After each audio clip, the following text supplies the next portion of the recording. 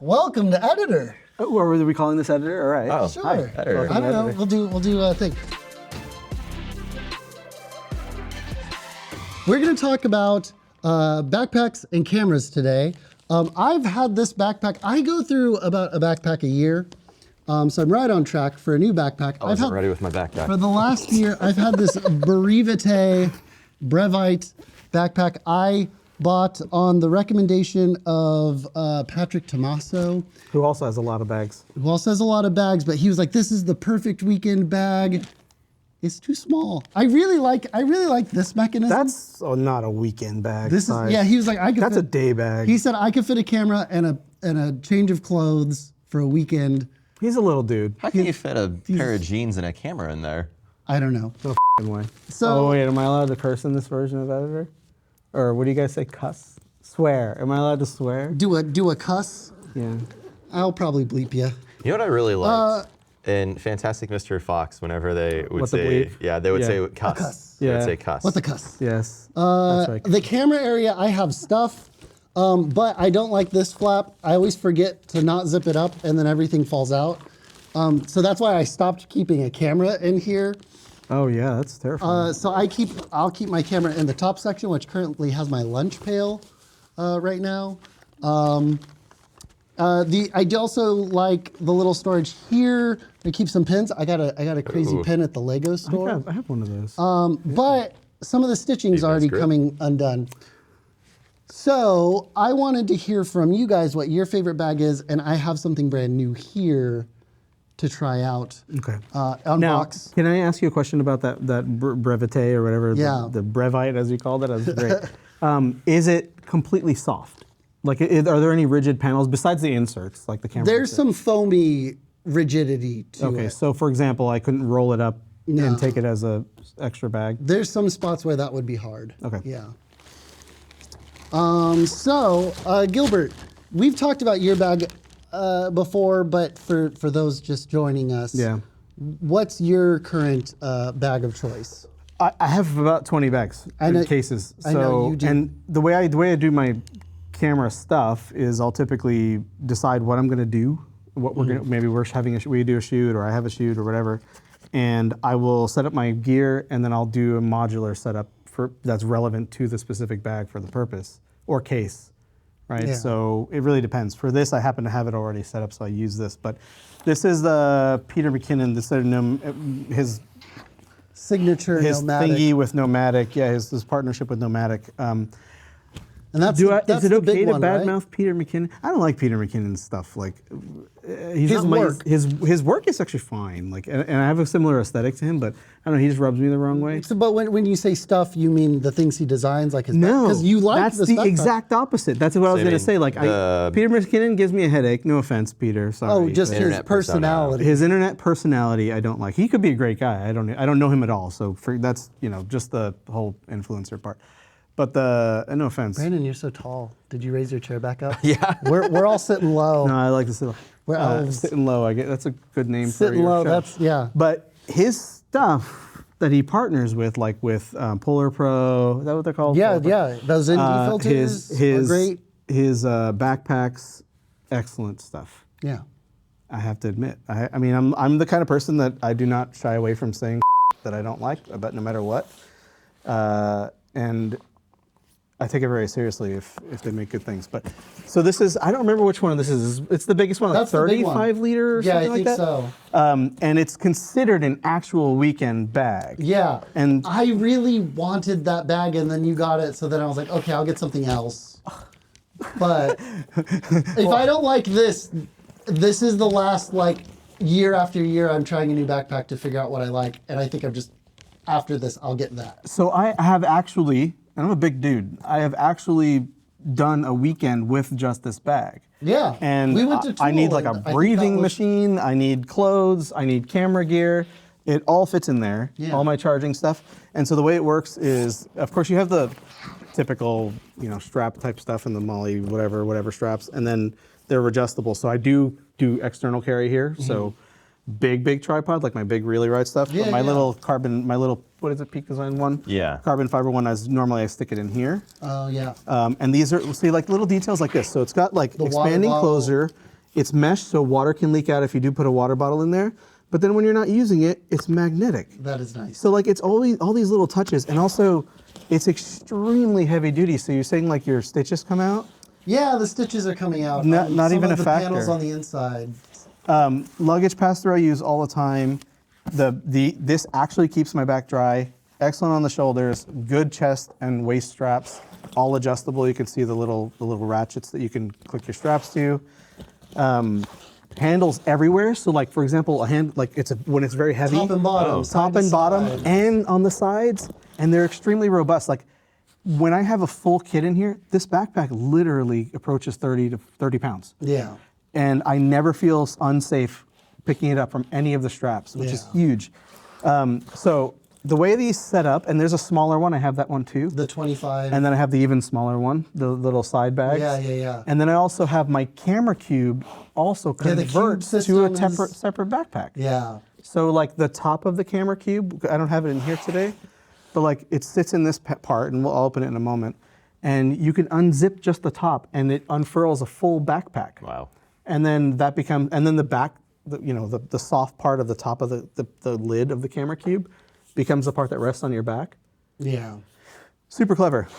It's just really, really, really well designed and really thought out for people who actually do photography. Yeah. I hate these things. The They make a lot of jangle. noise, Yeah. and then he has these little like hard things on here. They make a lot of noise when Yeah. I'm walking. That drives me insane. So on one of my side ones, they sent me an extra one by mistake. One of my side ones, I wrapped it. Oh yeah. Anyway, so there's the main panel, and all of their bags are meant to be modular. So Yeah. All of the insert stuff is. everything very- comes out, and then you can swap this with just the regular camera cube. You can put in a bigger cube. You can put in two smaller cubes like this. Yeah. And then the other one, the smaller one, has like a ladder system. Oh right. So you can fold it, and it'll give you tiers that you can access from the top, and so you could have just a void on top, kind of like your bag, where Yeah. you have that empty That void- space. yeah. Or you can have one of these, or you can do the small cube, and it all works together with the other bags. Every bag has these. This is actually usable space. I usually keep gray cards in there, or it fits my 16-inch MacBook Pro. Yeah. I actually use that, which is kind of amazing to me. But it also has a second access. This is not the same panel, so Oh, that's not the same as that no, slip-in. it's got actually a hard Yeah. bit there, so it actually protects things, like for screen impact. Like if Yeah. you have something sticking up and it hits and it bends into that not screen, gonna it's going to poke. snap the screen. So, the 16-inch also fits in here, but more often than not, I put one of my iPads in here. Yeah. So, and it will hold both comfortably at the same time. Amazing. Then, here's the killer feature is this. This literally holds whole all nother- my clothes, and it's expandable. So there's another zipper here. And and it kind of poofs outward. Yeah. It poofs outward, and it fits an entire wardrobe, like legitimately, like not like Patrick Tommaso probably just wears the one thing. Look at this wacky mount I have for my your tilt shift your stuff. So I can move just the camera body Yeah, instead yeah. of and hold it in fixed position. That's wacky. So that's gigantic, and it fits in there. It's legitimately like. It is the best bag I've ever owned. And I have all the Peak Design crap. I love all their stuff too, especially the newer I've got generation. some Timbuktu stuff. Timbuktu, Tom Bin. Yeah, that Tom Bin bag was also very nice. My brain bag I still use. That's an amazing bag. It's just a big void, which sometimes you want, but then it has a million pockets. Like nobody realizes. It's kind of like my car. Yeah. Where it's small, but then it's got just immense big amounts of void. Storage. Yeah. It's a big void, but then you open up a panel, and then There's a all of a bunch sudden of there's little another spots, void, and you yeah. open up another panel, there's another one, and the whole front, and it's just it holds so much stuff. Yeah. And before I've even used the void, so I'm able to hide stuff, Right. So I appreciate that. But what is it, like $400 for this It's bag? an expensive obscene. bag, but it's I think I spent like $1,000 on all the Peter McKinnon stuff. Lifetime warranty. I've put these things through the paces. They've been all over the world. Yeah. All over the United States. They've been, I mean, I've really I never baby them. Like I will put it on the sand and I'll, you know, rarely I'll put it directly on the sand because it just gets sand in my stuff. Yeah. Sand is, I always raise it up. So like I'll put four cups. Try not to put it like on the raise on the cups, you know, that kind of thing. Yeah. Try not to put it in sand. Any of your stuff. But yeah, they are the best backpacks I've ever owned in my life. And that is like, I've known you for a long time, since before my children were born, basically. Yeah. And I've had a new bag or bags every single year since we've known each other. Yeah. And it's like, this is when I felt like, okay. Yeah, you haven't, since getting that, what, 2 years ago? A year and a half ago? Yeah. You haven't really purchased a bunch. Yeah, I feel like bags, I'm always wanting something for life. Yeah. You know, like tripods. Like it's something I take super seriously. Constantly searching. Constantly searching, and I feel like, you know, everybody looks like for their end game audio files, you know, setup. Yeah, but it's always going to be something. Get better. But this is where I felt like, okay, I'm good. This one's that's. It's a really weird feeling. Yeah. Sorry, Brandon. I guess I should have had you go first. Yeah, That's no, okay. No. What's been your camera backpack? Well, I've had this N-case backpack for quite some time. I think I got it on a Black Friday deal like in 2014. Nice. So I've had it a very long time. It still looks like it's in great Yeah, shape. it's good stuff. You've had that since 2014? I think so. It looks Yeah, I've had honestly it like you since bought it last college. year. Yeah, That's awesome. it's lasted pretty well. It's got storage. I mean, pockets here, sunglasses here if you ever need them. Oh, just a little. Yeah, that's nice. And I then love it's the kind of sunglass like panel. if in case had a small minimal laptop backpack, you got all your pockets here, tablet, laptop. So Even in 2014, they were already thinking tablet. I mean, 2010. It's 4 years Yeah. into the tablet game. On the top, you've got access. Quick access. Quick access for one May I camera. take- Yeah. Quick Is it an access. actual camera bag? Yeah. Okay. Yeah, so it's like if you smashed a small laptop bag, which actually pops out to have a significant amount of space in there. Yeah, it can That's poof a out huge amount. quite a bit. And then a full-fledged camera bag on the inside too. So this was the bag that I got when I started getting more and more lenses. Yeah. Or had more than one camera. So when I had my two Nikons, I had the APS-C, well, DX and the FX bodies up here. But recently I switched to Sony, so I've got Which a we'll Sony. get into. We're gonna get- we'll And into then soon. I'm sorry. I've got my Nikon, but we'll get to that a little later. But there's a whole lot of space for gear. Yeah. I could already tell I could fit the 200 to 600 in this panel. Yeah. You could definitely fit that. You could fit the entire Trinity, 200 to 600, and a body, no problem in here for Yeah. sure. Yeah, I got this. These dividers seem to be holding up well. I need to get new dividers. I can't. for the I'm just Pelican blown away cases. that this is a bag from 24. I actually genuinely like. If you weren't like someone extremely trustworthy, Yeah. I think you're full of shit. Bleep. You're full of cuss. Yeah, I didn't ever really take this one outside. I would take it two places. I have a Lowe Pro one that looks kind of beat up. That's a lot more compact. It's kind of the half this bag. would get you to like your hotel room. Yeah. And then you pack down. For Exactly, your day. exactly. In a different bag.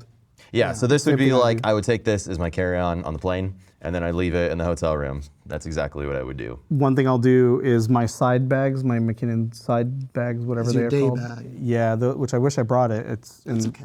It actually has like I a little sprung flip this out on panel. you. That day bag will be my cube that fits in that little void Yeah, right there, the top yeah. part. It will be my cube. I did that with with Amsterdam, When we went to Amsterdam. and actually I ditched a bag in Amsterdam. A Your freaking Peak Design design. I one, gave it yeah. away Oh, because I didn't have enough room. oh wow. And Was it the same that was size as the one that you was gave really me? your first time kind of like battle testing the Peter McKinnon cube bag. But it was also first time battle testing that Peak Design side bag, and I was really unimpressed with it. It was like a V1. Yeah. And I was like, no, this isn't the bag. I think I gave it away. Yeah. Oh wow. Yeah. Yeah, Somebody was so thankful. Like it was so weird. Yeah, you gave me one of the little ones when I went over one time. Yeah, yeah. And that's great for the APS-C size. So good. But for the full frame, I actually have an in-case sling. Nice. That's the one that I'm normally taking out too, if it's just like a 2-lens setup. One thing I love about this bag is that it doesn't look like a camera bag. Yeah, and Which I think it's all hidden. So like if someone was trying to pick your pocket, they're not going to get to your camera because it's all accessed through your back, which Correct. if it's on your back, I actually get to have it. on this bag. I didn't mention it. might steal your glasses. I was like mentally against the part against your back to get to all of your stuff because then I've got a fully. But that access pocket is pretty nice. Yes. set up He designs his bags to be dropped on one shoulder and like rested on like a Yeah. table. There's actually one bag that's like literally a table. I don't know if you've seen that. It's like a Oh, Kickstarter one. does it It have looks like really a hip strap? Yeah, Because that's how it's my Lowe ingenious. Pro one is. It's a brilliant. hip strap. You take off your straps, you swing it around, hold it on your waist, Yep. zip it open, and then you've got enough for. It's brilliant. Yeah. It's brilliant. And because like the Peter McKinnon, the side ones, the little ones, Yeah. they open on a hinge basically, and it becomes a rigid place to work with one hand. And then instead of having to zip it back up, it's got this little bungee that you can hook on Yeah. temporarily Nice. just for quick swapping. And then this one has side access, and for the same reason, for theft, I don't use it, and also because of stuff falling out. But Yeah, look- yeah, yeah. Yeah, yours is like- the Brevite one has one too, but I never really like actually where my sunglasses are. That's kind of quick access for my sunglasses. But your front pouch, that's right to the camera if you unzip that part, right? True. Yeah. yeah. But also, I just kept forgetting to zip it up, and I'd pick it up, and everything would spill out, and I'm just. I really like this bag. Can I open this pocket? Sure. Because you have a little zipper here. It looks like you also have water bottle drainage. Yeah, I think I'm. Oh wait, no, it was my other in-case bag because I did have just a strictly laptop one. I used to have tire irons in there for my bike when I was in Davis. Smart. And then also, but like hotel key. Yeah. Perfect because also it yeah. won't be magnetically erased from your phone or your wallet or any of the other stuff. And then if I did take this out and carry it, it's got a spot for a tripod. Dude, this is an awesome bag. Yeah, pretty cool bag. Excellent bag. Yeah, I think this one in 2014 on a Black Friday, I think it was only like $80. What? Yeah. That's nuts. That's ridiculous. Yeah, I think it was a 50%. Of course, now in today's dollars, Yeah. it's like $7,000. But like, 10 years ago. no, that's yeah. an amazing buy. Congratulations on that. That's excellent. Yeah, I haven't had to buy a bag in a that's while. quite a knife. Yeah, please be careful. This is the recently Kickstartered Moment backpack. I believe it's 28 liters. I believe I'll do it. Just, paid thank you. Got it. $200 for it on the Kickstarter. I think it's a little bit more. Yeah, it's 28 liters. I also wanted to go back to a black. So you got a big bag. This is a big I had one. yeah, Nice. I'm like, just to have come to work and bring my lunch with me to work, my Brevite bag feels full, feels heavy and full. Wrappy top? Or, oh no, it's the bottom. No, it's a zippery. I think that's the bottom. Yeah, that's the bottom that folds out. Here it is. This is reminiscent of the brain bag, just like fewer like little pockets everywhere. This is Yeah. awesome looking. It also. Got all ripstop material on it. Yeah. Yeah, this should be good. Oh yeah, that was the other thing. The Brevite, it's very fabricy. For riding my bike in the rain and stuff, I needed a cover Oh, for it. yeah. Do you have That's a rain? an Did they ice- make a rain fly for it or? They made a rainfly. I got the black one, but then I called? started riding my Yeah. bike. So then I was like, oh, a black one's not good. I got a bright green with stripes, I wonder if you reflective could stripes. add like a wax or something to it. Yeah, they have the spray. but I don't yeah. want. Sealant. I like it. Went like, I could use this as a pillow. Nice summer bag. Yeah. This backpack is what I'm kind of maybe the same thing you were talking about. I worry that stuff when I move it, something's going to fall out somewhere. Yeah. I don't know if that's actually true, but that's the I vibe I love get. the way it looks. Yeah, it's a very handsome bag. But it's good not luggage pass-through. It practical. doesn't have a luggage yeah, pass-through. luggage pass through. that one. Tripod thing on the bottom. But you have a stick? I still don't. As you know, Gilbert, I still don't have rolling luggage. I just put my Really? duffel bag on my front, and Yeah. my backpack Oh, on gosh. my back. It's really frustrating. You can get a bag for like $50 at a discount store. Or borrow one of mine when we But travel. I move so quick. I just boom, boom, and then I'm off. But you can move faster when you're not having to carry all the weight. No, I still. I don't know, man. He had to run like a We had to flat. run it literally was exactly a mile. A mile across Salt Lake City's Yeah. airport Oh gosh. to catch a connecting flight. I forget what's what. Looks like this back here is the Can I put this down? computer, Laptop area. laptop area, Tablet area. pencils, little accessories, and then a Show the little camera, void show there. Yeah. Big computer. I don't iPad. know yet. I wish it had a Velcro over those pads. Yeah, and there is a little bit of padding here, but there's no padding here. Right. So I guess I would put screen up it's this pretty way and rigid on screen the down. back. It is very rigid on Exactly the what you described. Exactly. I would do the same thing. back. And then there's this section. This is, yeah, probably where I would put my clothes. How far open? Oh, no, this opens all the way. What Oh, that's section is this? awesome. I forget. I think, yeah, this is mostly a void. Yeah, this is the void.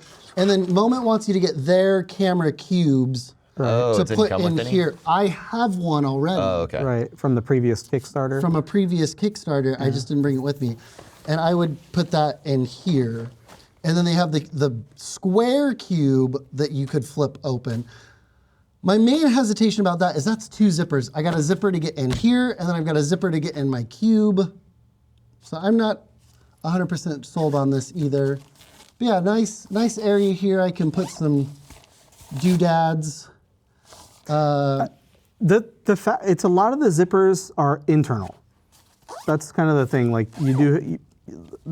kind of like the thing I liked about the brain bag is like those. It looks funky, Yeah. but No, the you brain- have the big void. But then there's so much externalization of like the little panel pockets. Yeah. So like I never even had to carry a cable organizer with me. Yeah. Because it did that. Although I have one in my the Peak Design one, Rivate one of their best products. It's amazing. So yeah, that's the void. 3 little zipper spots here, the bottom. This is interesting, little hooks. I think like this is those. for hooking in the camera cubes. Okay. That's awesome. I like that. So they become part of the Also, bag. you can throw like a Peak Design anchors and stuff on there, for keys or whatever. Oh yeah, true. I never yeah, thought about great that. idea. It's awesome. Yeah. Oh yeah. I used to keep anchors when I carried keys. I don't carry any keys anymore, but I'd have one and then I'd be able to just fish it out immediately. I could also open it this way. Whoa. I don't know how, that's so weird to me. I guess if it's wet, that's a great way to dry it. Yeah. If it ever gets soaked. And then one so weird. a small section in the front. And it's got a little space Who here. makes the zippers? Are they YKK? Hard to see. Yeah, they're I YKK. geek about, if you get zippers on your bag, that's supposed to be an important one. YKK or better. Like the idea is they get better over time. They're self-healing. Self-lubricating. Mm-hmm. What? I didn't know there was anything better than YKK. I thought they were just. Well, there's like the mil-spec ones. Oh, gotcha. I think they're actually probably made by the same company because Okay. probably because of patents and all that stuff. But A bottle. the Peter McKinnon space. zippers are amazing. Also, the Brevite bag, I'd put a bottle in its bottle thing, and I have this. Where did I put my water bottle? I must have left it in the other space. I thought I just saw it. I have one of those Costco knockoff Yeti. Yeti No, knockoff bottles, and it's too big for the Brevite. It's too top heavy. It falls right out. So I think this will be big enough to carry my bottle. Does it have a vertical strap? Okay, so here's What do you- every bag that has a pocket, and this is something should always have a vertical strap along it, because you can look at this. Like I can hook all. That's brilliant. Yep, That's vertical awesome. strap. It does have a small. That's all you need. Luggage. That's all you need. Grabber. May I But- see? and no spot for tripod mounting, but I don't. No, the pocket. Yeah, I have because all it's got video the strap tripods here. are too big. The tripod will go in here if it's one of the small ones. Like I don't Yeah. know. There was a hidden. I have my switch pod, Holy shit! which causes go all the me way to across? No, it's have to halfway. get but it's my a good thing. luggage double checked by TSA every time I fly. Yeah. That switch pod looks like a weapon on a TSA scanner, but It does look like a weapon. I think it's like an axe or something. yeah, I don't know.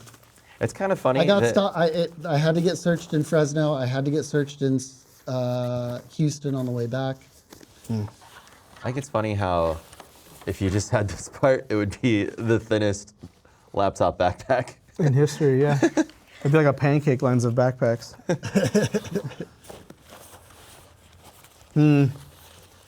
I'll have to see it in practice. It's not. I'll have to do a follow-up video. I think it needs those cubes, like to really be Yeah. safe for a lot of things. This is a nice And now I wood. kind of regret I don't have the square cube. I only have the rectangle cube. I did the same thing with the Peter McKinnon ones, where I was like, And then you wait had a to get minute, more. I'm shooting myself in the foot because the whole idea is to embrace the modular part. Yeah. And I didn't at first, and they sold it as a bundle, so I ended up costing myself like maybe another Another like 20% more, But, yeah. which was dumb. If I had bought it as a bundle and just bit the bullet, I just didn't know. Yeah. Like I didn't know if I was gonna like it.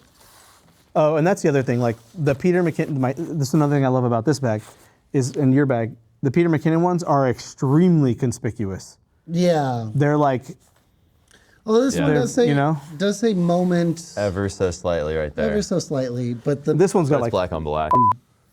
metal plates and pirate shields on it, and just like it's like you Yeah. know who it is, and Yeah. it, you know, I don't like it. Not safe. But I like everything else about that bag, and I just felt like I should get something different.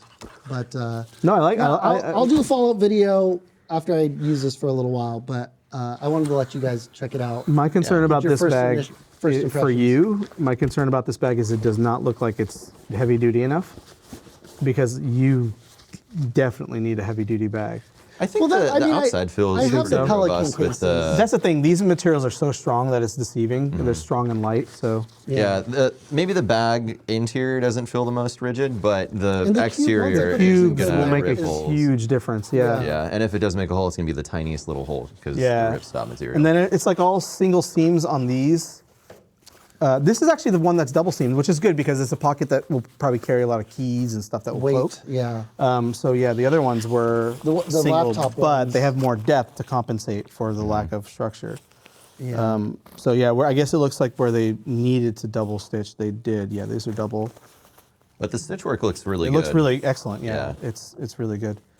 This is, I think, a bag you're gonna have to try, like to see if it works, because Yeah. it's I like the size of it a lot. But I don't. Yeah, this alone, you got to get the cubes. And I don't know if this is worth $200.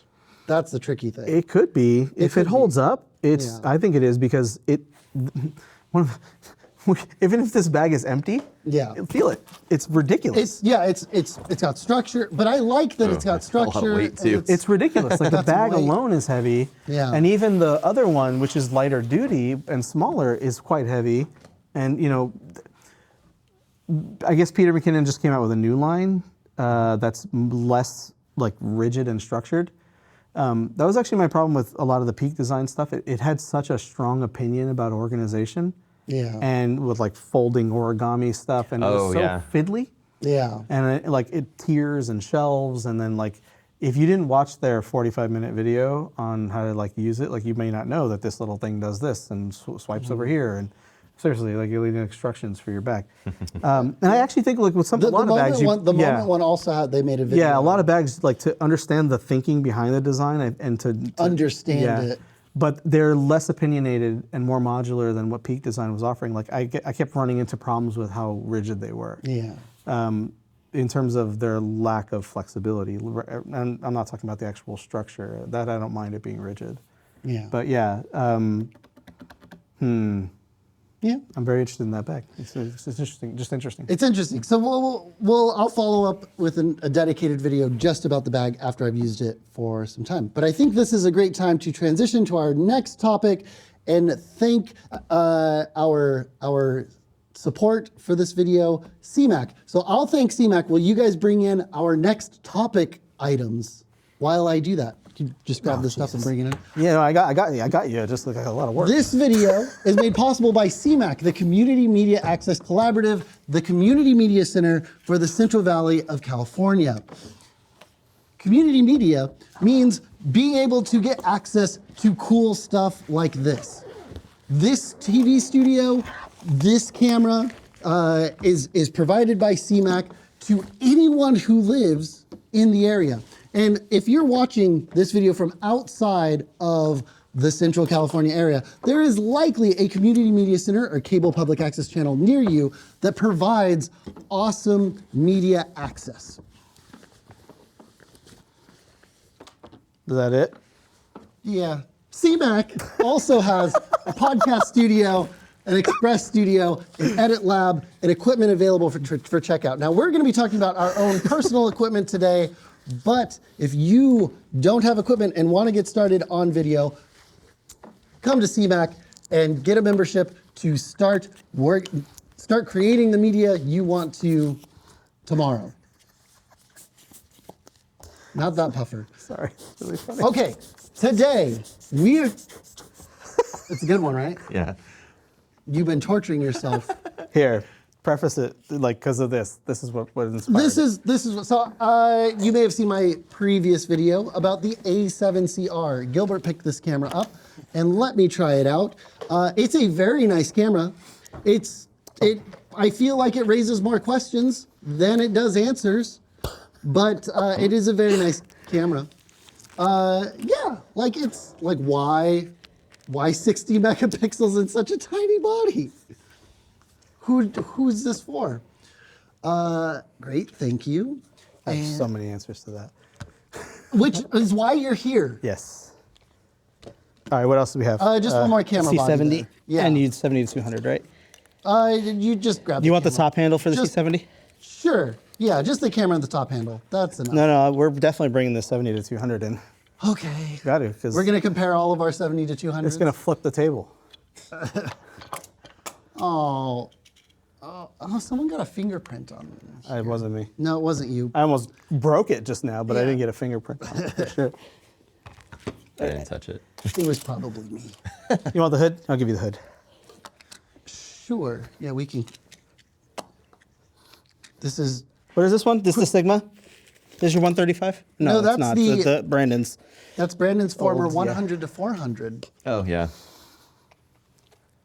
It was a good lens. It Still a is. good- yeah. Still is. All right. Okay, so we're going to go through and talk about our current camera lineups, our kind of philosophy behind them, why we have these cameras, what we do use them for, what we do with them, and let's start with Gilbert, and Yeah. specifically, why did you get the A7CR? Because it's compact. So ever since the A7C came out, Yeah. which was basically like an A7 III Yes. in a small body. A rangefinder. Yeah, rangefinder style, They took the A6500 and turned it into, or A5000 even. yeah. made it full frame. Yeah. So that whole rangefinder style doesn't really have a rangefinder mechanism, and you're still seeing through the lens because it's actually a live feed from the sensor, as opposed to Since the A5000. yeah, as opposed to being an actual rangefinder that you need to match images and all that stuff. But the reason why I wanted this is because when the A7C came out, I knew I wanted something compact. Usually I'm toting around this sort of stuff, which is enormous, and I rarely take the grips off. And he just shook an Alpha 1 at you. Yeah, well, 2, right? Alpha 1's. Yeah. Alpha's 1. Alpha's 1. And they're usually a very heavy setup, and I don't mind a heavy setup. I never have.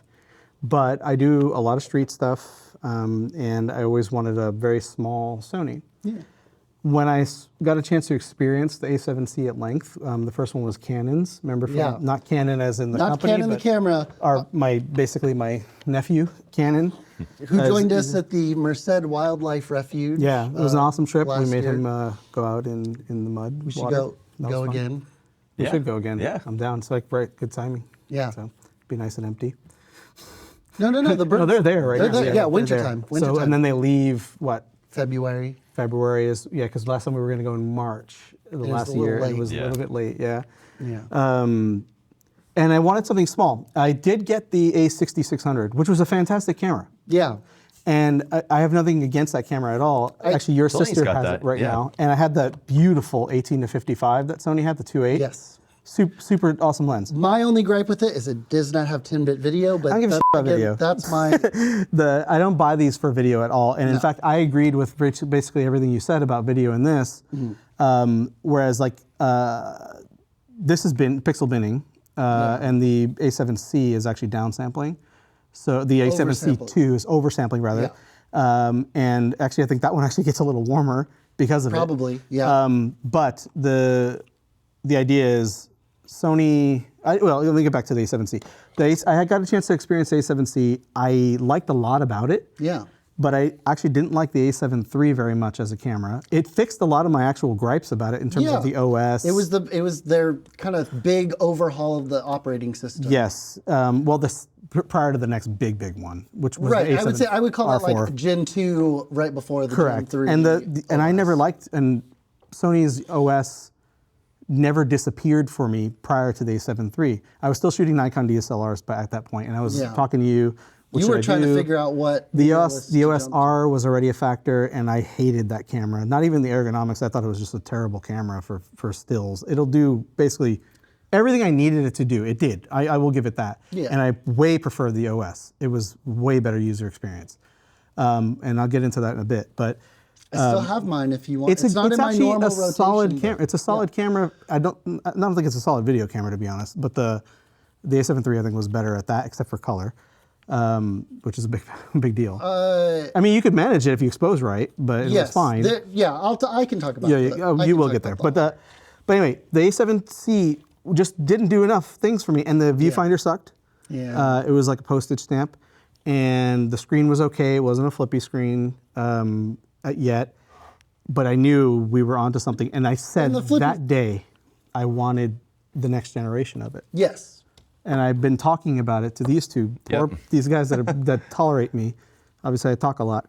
500 word 5,000 word 5,000 word rant. I'm probably FTWR. gonna text about it every month. And I've been waiting for it, and I fully expected on day one to buy the A7C II.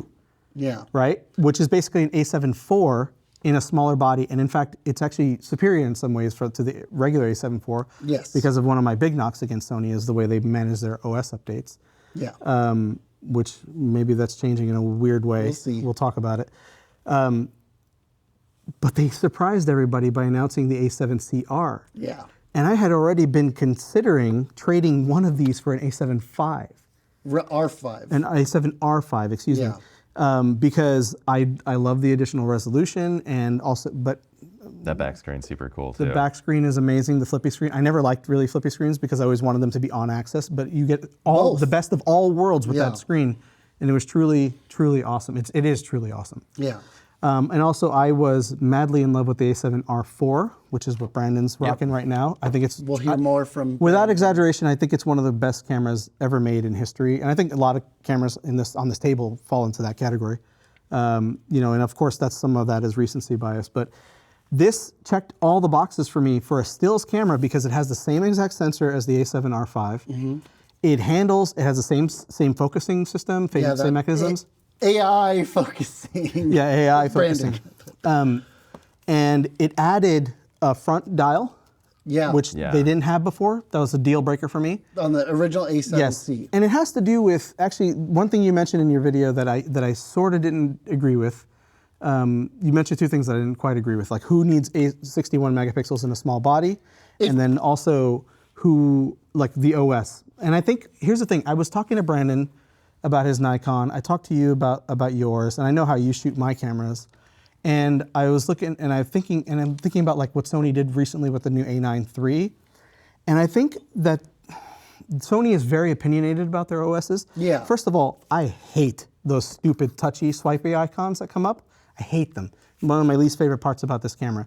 I think that they're trying to bolt on something that it's against their opinion, and they're trying to cater to what all the YouTubers and people say. I need a touch screen, and they're like, fine, we put little boxes around the things and made them touch. When I hand someone one of my cameras, if I know what they're going to shoot, or if they tell me like this is what I want to capture, yes, I will hand it to them in a setting that has my secret sauce. You've really dialed in your custom modes. Every single button on my camera has a function, and it also has overrides to those functions. So and it's situation dependent. Yes. With the exception of because if you look on the A1 versus the A7R4 and the A7 V, there's no dial right here. I don't know if you can see that. Whereas the A1 has a separate dial where I can control my drive modes and my main focus modes. So like autofocus continuous or single, or DMF, which hand me the other alpha one. So there you go. Thank you. Yeah, you've got to use a custom button. So yes, These ones, you got to use a custom button. Well, actually, there's a detriment to having it this way or the same way as the A1. because Then you have to use your left hand. you have to use your left hand. You have to take your hands off of it, which actually violates with the principle that I'm going to talk about in just a moment. But also, when I do my custom settings, I change everything about how the camera behaves, like everything. Yeah. So usually I'm in 1, 2, or 3, and people have no freaking idea what that means. But if I hand somebody who does not know how to take a picture this super expensive, fancy camera that's super technical, and I say, okay, you want to take a picture of people? I will flip it to my settings, my secret sauce, and hand it to them and say, take this camera, and they will get good results, almost like it's in program. But because I know how the camera behaves and I know what they're shooting and I know what the situation is. And you've told the camera, you basically telling the camera, do this for portraits, do this for One of my animals. customs might be manual, actually, and one of them might be aperture priority or shutter priority. It'll change everything. It'll change even with the speed settings on the A1, you can do this. So medium drive mode, I can change it to be exact frame rate I want. Low, I can change it to be exact frame rate I want. So like anything, all that can be modified with my custom setups, and I get 6 of them. Yeah. So no, I think it's more on this one now. I think 8. I think it goes at M1 to M4. I think that goes at M1, M3, and then you get the second. So you get 6 on this one, but 3 on the dial, and then 4 on this one. And then also I have overrides. Right, so you hold a custom button and Right. it temporarily overrides while it's being pressed. So here's my thing. The whole reason I'm bringing this up is because I feel like with Sony OSs, this one, it would take me, without exaggeration, 2 to 3 hours to set up a brand new A7 IV. A1 takes me about an hour and a half. And this one, because I have to disable all this stupid touch cuss, I have to. It's okay. Just I have I will to. keep it. I have to. I have to go back and get rid of it and then set up all the custom stuff. But the idea is, Sony's opinion on cameras is that they should be on your face. Yeah. And because that's the opinion, the OS never mattered as long as you took the time to learn it and set it up. Yeah. So for me, the OS has always been way faster than this. Like, I asked you what your settings were? Yeah. You didn't know. Well, actually, this one, I took your advice for the customs 1, 2, 3. My PAL. Yeah, PAL, people, animal, and landscapes. Handheld landscape though. Yeah. Yeah. So that's my default, but then I have like overrides. So for example, if a portrait action or landscape is what I usually refer to it as. So if I'm in 2 on my camera and I hold C1, that's the difference between the camera saying, okay, a bird is in motion and I'm going to have this mode of panning and I don't want to ever go below this shutter speed or above this level of noise. I want to have this emphasis on what happens when I push the shutter. So does it fire immediately? Does it wait till it gets focused? Is there a balance between those two? Yeah. But what if the bird perches? I don't need 1/2000th of a second or whatever. Right. I hit my C1 and all that changes temporarily. Because the bird is Because so now I'm emphasizing a lower shutter speed. I can get the benefit of lower ISOs. All that stuff really makes a huge difference. And if you do that, the idea is you never need to take the camera off your face. Most people these days, and I shoot a lot of shows, and it drives me batshit insane. Concerts, Bat-cuss insane. music. And where people are shooting like this. And it comes from using the the paradigm of using your phone, and everything's extended from you. First of all, that's not stable, and you'll see some people pull their camera strap to make it a little bit more stable, almost like they're pulling a slingshot or a bow and arrow. But it's distracting to the audience. yeah. It's so distracting. On you. Yeah. I can see if you need to get vertical reach. No, but that's the thing. Because, so the other part of what I was going to say is, and who needs 64 or 61 megapixels in a small body? Part of the answer to that for me is this is a street-focused camera for the most part, and so-called street photography, but also landscapes, people who do hiking and want to do landscapes, perfect. Small camera in a small package, perfect. If I'm able to shoot a little wider and crop in, and I almost always shoot from the hip, which is why I love that I can flip this closed. yeah. So for all my bodies, you can go into the menu and set up what scrolls when you've hit the display button, and I always have my screens off, always. And that's the only reason I don't like the A1s not having a flippy screen is because I can't put it flat. It does have a articulating screen, and I can still do what Kyle is referring to. Yeah. But for me, it's more important that it is off at all times. I rarely am have you ever seen me review pictures? Like, it's super rare. Unless the only time is the person you are taking a picture of says, "Can I see it?" Yeah, and even then, I actually, because as photographers, we often are exposing for different situations. So for example, if I'm not shooting HDR, like on an iPhone, taking 50,000 photos at once and then picking the best puzzle pieces of what makes that photo good, which can lead to funny results, as we talked about. But it's fine. That's great. The computational photography is great. But when I know my bodies and my cameras, I know that I can say, okay, like with this camera, I can literally expose the background only, have a completely silhouetted dark person, and then when I go in post, all that information's still there. All that shadow detail. All that shadow detail. So I can get the best of both worlds when I know my equipment. Which ironically, that camera has an A7R4 sensor. This has an A7. No, this has more closer to the A1 sensor. Oh, okay. The new Q3. Q3 has an A7R4, A7R5, R1, A7CR sensor. Mm-hmm.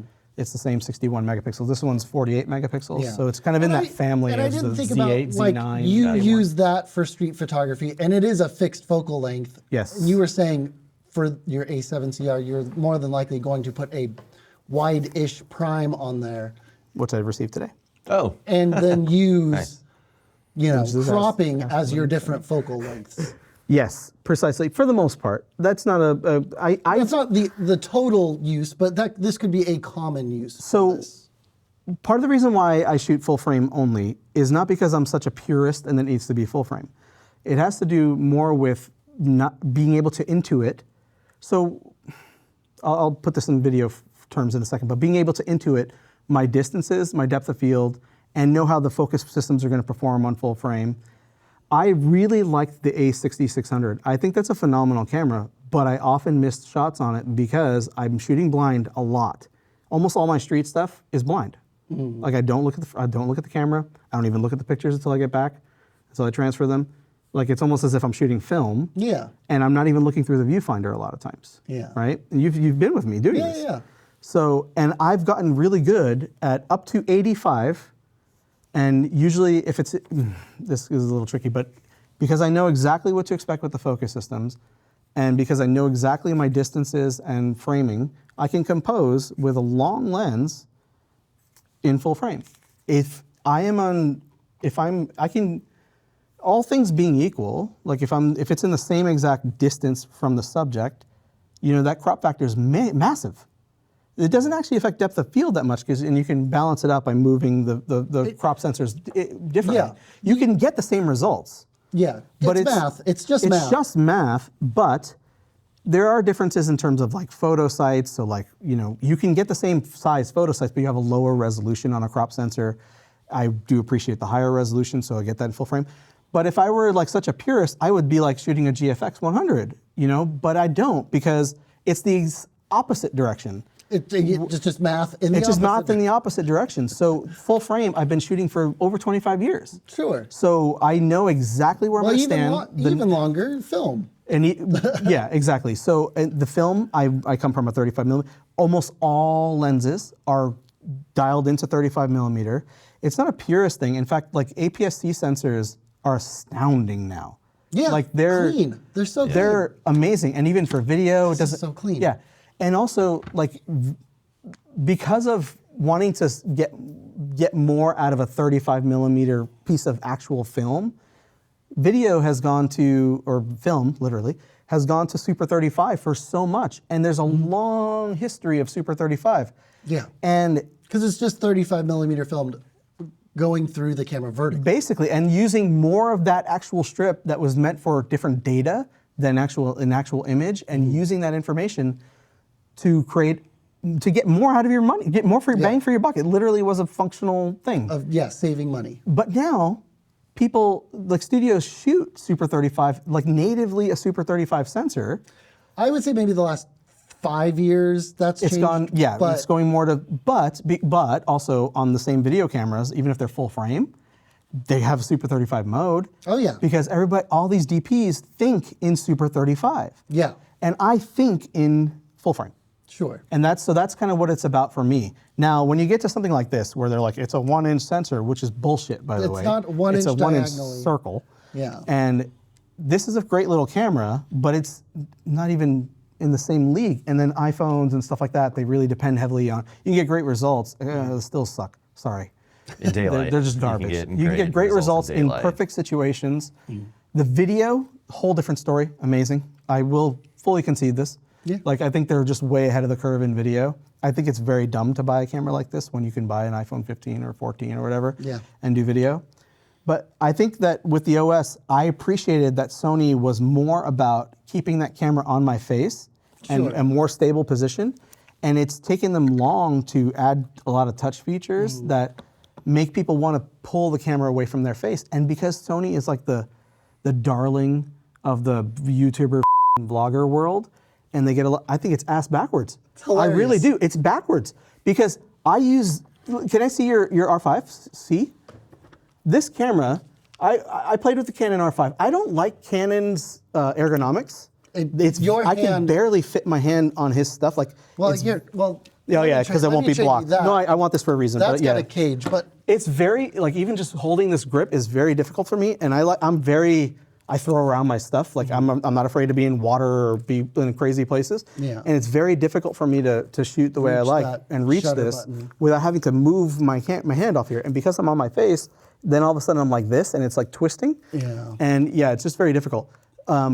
Obviously, Canon has a storied history, and I think they're beautiful cameras. And I love the ergonomics. This fits Perfect for you. This fits my hand so nice. But in terms of like an experience where you touch and you're away from the camera, I think that this is superior in every way. And then in fact, they went one step further with this. The R5 I think is an excellent camera, by the way. I think there's no two ways about it. It's a phenomenal camera. It's a lot of fun. The R6 II is a phenomenal camera. It's better for me, but I think the R100 is probably the biggest piece of shit that Canon has ever made, but I think it's like an insult, so don't buy that. Get the R50 up. Yeah. Or I guess down. The R50 seems like a lower number. That pissed me off. The R50 seems like a lower number, but if you're going to start with one, get that one. The lower the number, the more expensive or even the get a camera freaking M50, a discontinued camera that's better than the R100 in every way. Yeah. So, but anyway, the point is like, Canon is thinking about user friendliness. I think for video, if I was a video first shooter, Canon would be a strong consideration, although the Nikon Z8 and Z9 are awesome for video.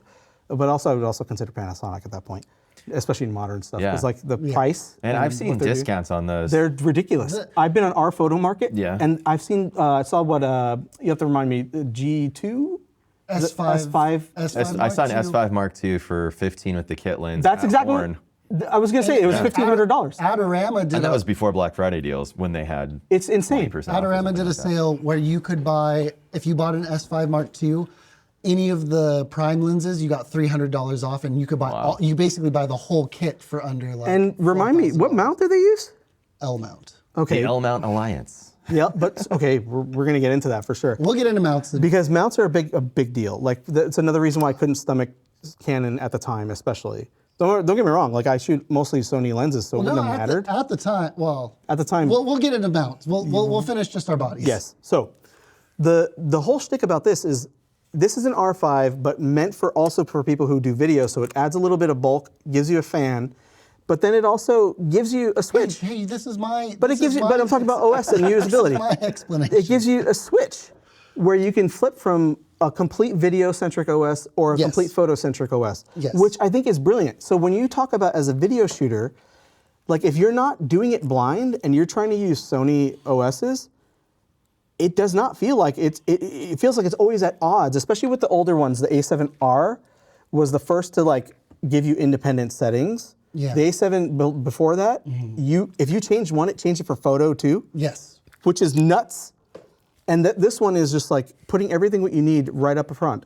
Then the last camera I want to talk about in terms of like OS, these are amazing. The Leica Q2. The Leica Q3. The Leica Q. This is a Q2 monochrome. It's one of the best cameras I've ever owned. I love this camera. I've beaten it to shit already. I love it. I think it gives it even more character. It needs an alternate lens cap, but the lens cap is the biggest piece of cuss ever. But originally, like a cuss, I bought the M11 because I loved this camera so much. You wanted to be able to change lenses on it. I wanted then to be able to change lenses, and I thought it's compact. It's got this big red dot on it, and it makes me seem cool, like driving a Cybertruck. No. That's our next episode. Oh yeah, we'll get into that. But this, and I wanted that experience, but the problem is like it's a rangefinder, which I love. I have a Nikon SP, 1958 Nikon Yeah, SP. that's awesome. The Nikon SP, I know that all these Leica purists love their old M's, and they're like M1s, M2s, M3s, especially the M3 and the M6. M3 and, yeah. Those are the two big ones for film shooters.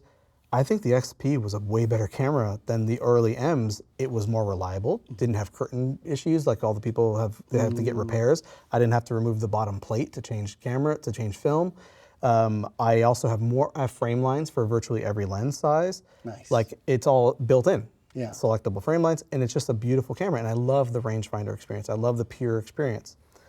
The problem is Sony announced this A7 CR, which had the same sensor. Yeah. And costs. I could buy 3 of these, like almost For the 3 same- of them. Actually, it's $9,000 versus $3,000, which is $9,000 is asinine for what it is. For the M11? For the M11, and then also the lenses are obscenely expensive. You're talking about like, just like for this, it's 75 grand in Leica to even approximate this, and you can't get long stuff because it'll block on the range. And then plus the $400 for your nomadic bag. Yeah, and then it's just ridiculous. So I sold that camera. That's why it's not here. Yeah. I finally got rid of it, and this ended up being my baby, and so I got this with. This is gonna be literally the first time I mount it. Normally I don't change lenses this way or leave sensors exposed.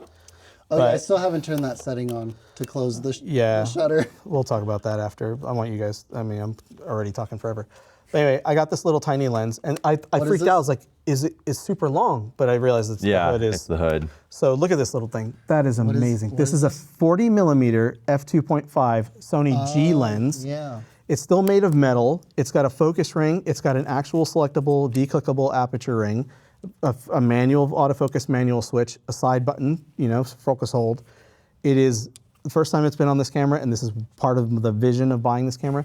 This guy owned this lens. For a little bit, yeah. And then didn't sell it to me because I'm still salty about it. Sorry. Also, I thought it was really cool that the lens cap, which I think is 49 millimeters, does that sound right? The hood. I think so. The hood is the exact same size as the inner, so it. I didn't realize that. That's slick. I like it, but I haven't taken any shots with it, but We literally cannot with this see camera. a effing thing. No, that's intentional. You're doing. That was intentional. This is trust me. But the whole point was this setup right here. This little trilogy that they have of the 24 millimeter f2.8, 40 millimeter and 50 millimeter f5. 40 millimeter is weird. F5. F2.5. Oh. Yeah. It's like, Brandon and I had the same issue. Like 2.5 is really slow. but if it is your street photography lens. It would have been cool if it was an F2. Or in a studio. Yeah. 2 would have been great. It would have been bulked up a little bit. Well, Nikon's, I think, Nikon's cupcake lens, not quite pancake, but a little bit bigger. Someone said that online. That's awesome. There's an F2. Yeah. But that setup is awesome. It's awesome. And this feels a lot better in my hand. When I was trying it out with the lens you gave. That said, that 24 to 70 second generation G Master, that's the lightest 24 to 70 I've ever had. And also, probably like 40% of the weight of it is this big Canon lens cap. I was curious why Gilbert I lost my lost the lens cap for it. I had lost extra 82 2 left. lens caps. I lost them, and they're both in the same place. They're at the bottom of the Petrified Forest National Park. Oh gosh. I thought I was putting them in my back pocket, and I missed the pocket, and they both hit the floor, and then just down 100 feet down. It was wild. This is extremely comfortable. Isn't that amazing? Yeah, with the big lens, it was really driving the edge into the palm of my hand. You It's need getting the kind of grip uncomfortable. extender. Yeah, but with that, perfect weight. Yeah, and then I'll stop right now because I want to hear about your stuff because I can go on We don't forever. need to talk about lenses. Yeah. Well, I want to talk about key stuff, but let's talk about okay. why we have these cameras and stuff. But Okay, well, older camera that I've had for a little bit longer is the Z50. I had a Z6. I really liked the Z6. It was the first full frame body that I had. Really? Yeah. Oh wow. Besides film. Yeah, I guess. Yeah. Yeah, because I have a Canon AE1 that Superb. a friend gave me from back in the credential program. But yeah, it's just Nikon's just super comfortable. I liked this one a lot because it's so small. It doesn't have IBIS, but the body is just so thin. And I've got a very compact, non-extending power zoom. It goes from 12 to 28. So pretty wide. It doesn't telescope out Correct. as you zoom in? Yeah. Oh, Yeah. that's nice. That's what I hate about this lens. No zooming. I hate this external. Yeah, so it just keeps it compact. You don't have to worry about anything moving out. Extremely light for hiking. If I want to put in another lens, doesn't take up very much bag space. But it's just super light. It's even with the bigger lens, Yeah. it's light. It feels lighter than this. Maybe it's just the moment of inertia. and there is plastic. Like the whole lens is plastic. The APS-C, or rather DX lenses for Nikon, plastic mounts and everything. But they're super lightweight. They're relatively cheap. So I really like this. Now, I got rid of the Z6, even though it was very, very comfortable to hold, more comfortable than the Sony. I actually think I agree with you. I'm But serious. I got the Sony. Now, Gilbert used to have this. I actually sold it for him in deep COVID.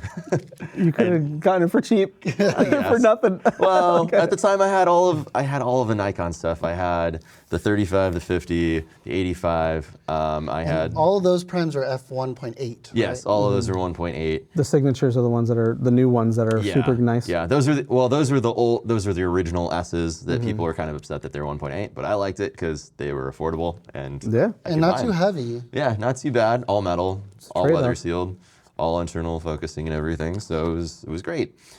But something that I found really enticing was that this lens came out, the FE 20 to 70, and having those extra 4 millimeters were just really nice. And so And smaller and lighter and weather sealed. yeah, smaller, lighter, weather sealed, very compact. It's got the aperture ring, which is convenient for some things. And I really wanted to go a little bit bigger. And I was thinking about maybe getting a used Z7. What do you mean by bigger? Like a little bit bigger? Bigger Megapixel. megapixels. Got you. Yeah, I think the Z6 was 24, so I wanted to go bigger, and then I went ridiculously big with the A7R4. So lots of megapixels. And yeah, I went with this used one just because the new one came out, so this one was cheaper. So kind of taking the opportunity of going with the older model to save a buck. But yeah, I ended up selling all of my Nikon stuff, and I did have the 200 to 500, so that helped out a lot. But slowly I've been acquiring lenses, and so I've kind of gotten back up to some of the lenses that I had on Nikon, now on Sony, and the focusing is a lot better. Yeah, how do you feel being in two worlds? Well, you even have a Fuji. Oh no, I don't have a Fuji you anymore. don't have a I've had a lot of Fujis, but In and out. I've had them in and out. And that's the thing, like, I like the more compact bodies. So like the, I had XT20s, and I really liked those. Super compact, super tiny. The 13 millimeter, so it's like a 21 millimeter was it f1.4 or 1.8? I can't remember. That was super awesome, but For that size and that Yeah. for that sensor, that's amazing. yeah, and it was super nice, and that was one of the older primes too. But I had an XT3 that I had, that's probably the body that I had the longest, but then I would get like the lenses that you would use for wildlife, the 100 to 400, and it was just ridiculously unbalanced. If I went for like the I also felt like the Fuji lenses weren't, like the motors weren't snappy enough. And they're they loud. weren't, and they're very heavy. They're very robust, very, like probably bulletproof, but yeah, they're just a little bit slower. What about the weather sealing on those? I don't know about Fuji's weather sealing. I didn't have any issues, but I bought one of those bigger lenses and there was like debris in it. I guess it happened during shipping, but I guess that could happen if something's poorly shipped. And it, For as any long brand. as it doesn't affect. Yes, it didn't affect. Yeah, image. yeah. And you hike all the time. Yeah. If someone's gonna have problems, it's gonna be Yeah. somebody that does what you do. Yeah, But I do it was a think pain in the ass to carry. That's kind of what was keeps heavy. me away from Fuji is like their lenses. I'm not That- impressed by their lenses. I feel exactly the same way. I think their film emulation is really cool. Yeah. Awesome. That's But my I shoot favorite raw, so it didn't. you Yeah. know. RAW plus JPEG is what Raw I would plus shoot. JPEG if you want to push it out If you quick. just want to transfer it over to my phone or iPad and The only get reason something I out. shoot RAW plus JPEG ever is like to treat it like proxies, like and then just pull in the ones that I keep, the big files, you know. Yeah. But yeah, that's a totally different way of looking at it. Yeah, so and at that time it was the Z6 and the XT30, and if it was getting dark, I would still go for the full frame. Yeah. And so, I mean, Yeah. you know, sensor size purist notwithstanding, Bigger photo sites are bigger photo sites, so Sure. you do get a little bit more It is dynamic math. range. It is math. It is physics. You do get more. It's a factor. You probably noticed it too. So I actually had one question about you. We were talking about OSs. You have the amazing experience of like being deep in several camera systems. You've had Yeah. Canon. You've Yeah. had Because Nikon, you've had I went from like Sony. Nikon for literally decades, Yeah. and then all of a sudden, all the Sony stuff, and then just recently Leica. I did briefly have an X100V, which Yeah, too quick for me to try it out. now like, "Hey, I've got it. Hey, I I try to returned it." rectify it by trying to give you these cameras and these lenses to try. Thank you. So and also like I did that with iPads with you and I was like, other wait, stuff. I wanted to. Oh, it's gone. Yeah, I just because like I know very quickly like if this thing's going to last, if it's going to make a mark in the market and it's going to have longevity, like for very very many reasons I think about this stuff. But I found, and people bitch about Sony's OS, and I think it's less a factor in the newer generation stuff. But like, I found the Fuji just as complicated as It can be, yeah. like Yeah. the Fuji OSs. I think they're actually worse than current Sony ones. Like in It's- some ways, it's you slow. get used to I it. haven't played Yeah. with the XT5 or. I I'm going definitely by what I've had- experienced with the X100. Yeah. I had to look up YouTube videos to figure out what I was looking for. Yeah, and at least with Sony, well, because I know the nomenclature. Well, that's another thing. Like I tell people that it takes like an additional year to get to the point of not touching Yeah. anything. You can these cameras. I think you'll learn, especially Canon and this Leica, if you can do it. But the Canon, I think you'll learn faster if you're interested in touching Yeah. something. Yeah. Whereas the Sony, I think, is a little harder. And I think some of the language is Yeah, it's clear. simplified. Oh and yeah, clear. like Yeah. abbreviations where there's plenty of space to write the whole word. Just put the word. Just put the freaking word. You're like, or the really weird icon picture thinking, like their icons are very Yeah, funny. yeah. But I don't look at any of that stuff. You've like, already ever. you're already set. Yeah, you're right. Yeah. You've got your custom settings and you know where they are. That's it. And I barely look at the back screen. And yeah, like you said, it could take a year just to get to It's that. an additional year. So like I feel like you can become proficient in any system within 1 to 2 years. Yeah. But for Sony, if you want to get to the next level, it honestly does take around 3 years. Like that's what I tell people. That's what I think of what I told you. It takes about 3 years The to full really rock it. 10,000 hours. You really need the 10,000 hours. It really makes a difference, and you get to the point where you can literally shoot blind. Like that's the ultimate goal. I wish I could go for like I miss a lot with my 135 blind. That's really But that's gnarly. a narrow. That's really gnarly. Yeah.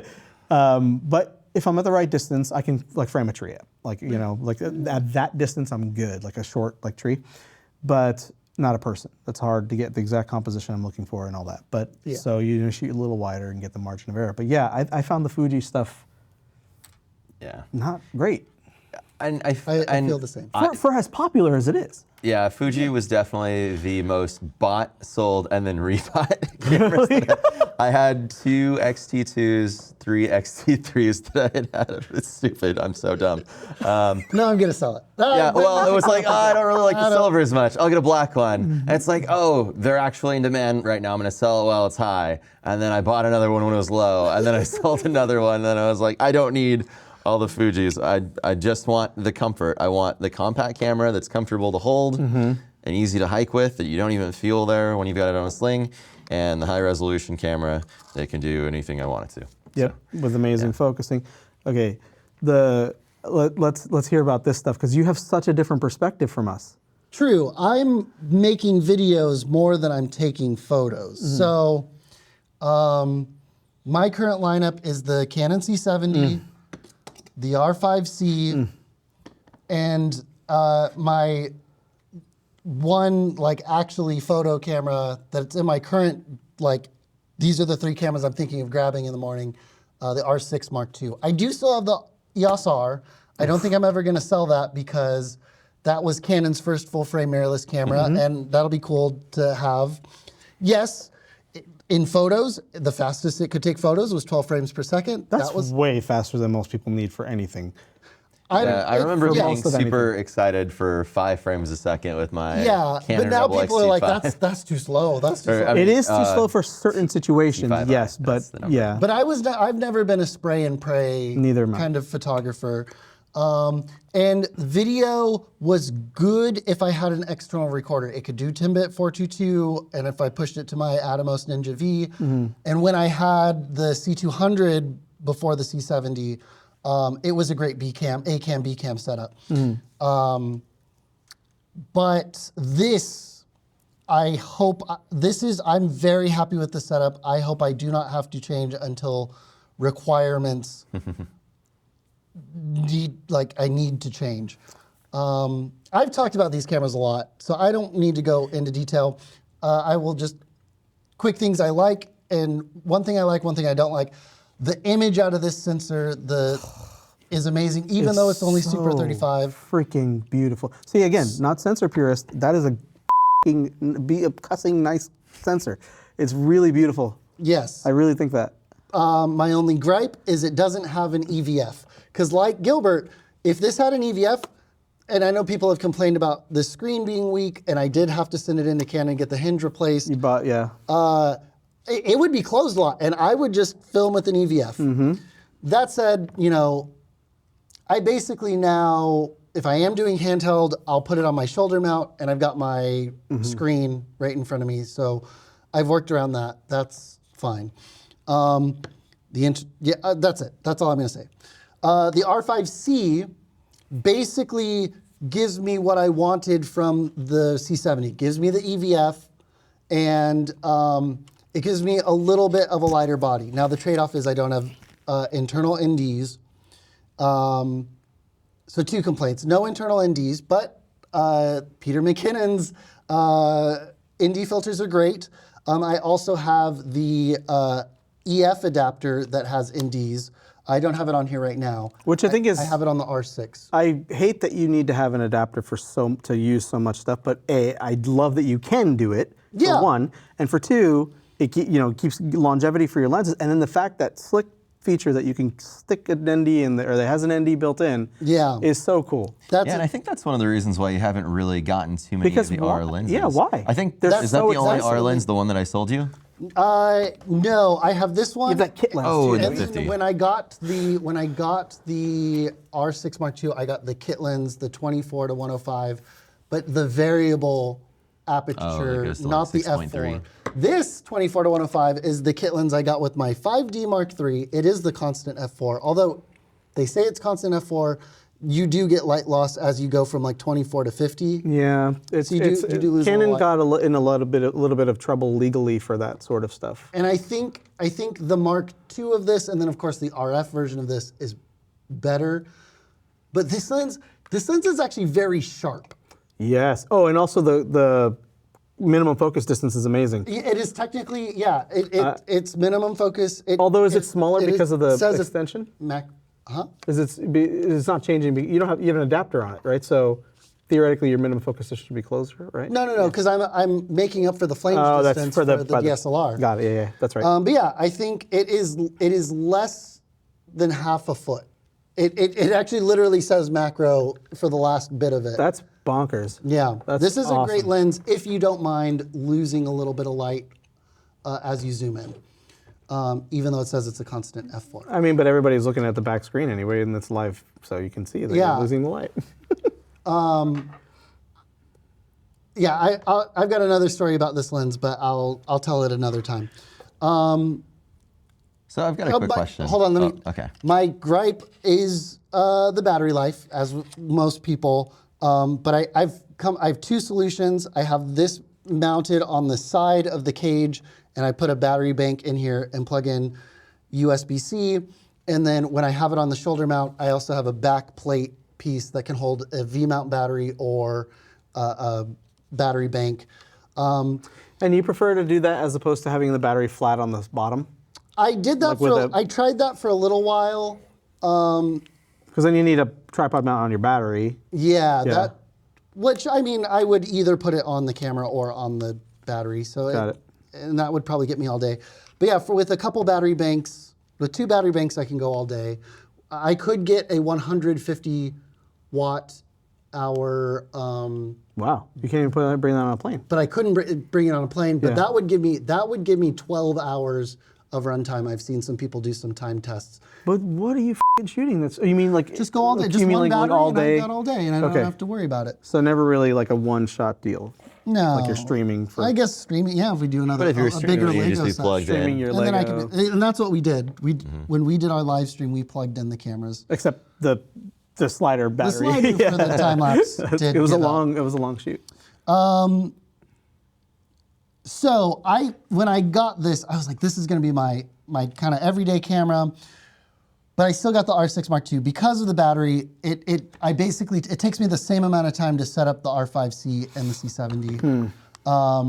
I really learned that when we went to Amsterdam, and this was the only camera I brought, and that's what pushed me to get the R6 Mark II. This is a truly grab and go camera for me. It's big. It's big, yeah, especially compared to the Or even this. or even that, Yeah. Or even my EOS R. Yeah, the My EOS R. My EOS R is it's closer to this Z50. Yeah, you got to in get a depth. thicker body if you've got an IBIS unit inside. Yeah, this has IBIS. These ones do not. I took this to Houston. This is like, I'm just like, I might make a video today. I might need to record something today. I grab it. I go. The battery life is good. It's not all day, but I can get through a whole day with 2 batteries if I'm smart. And Are all the batteries different on all the cameras?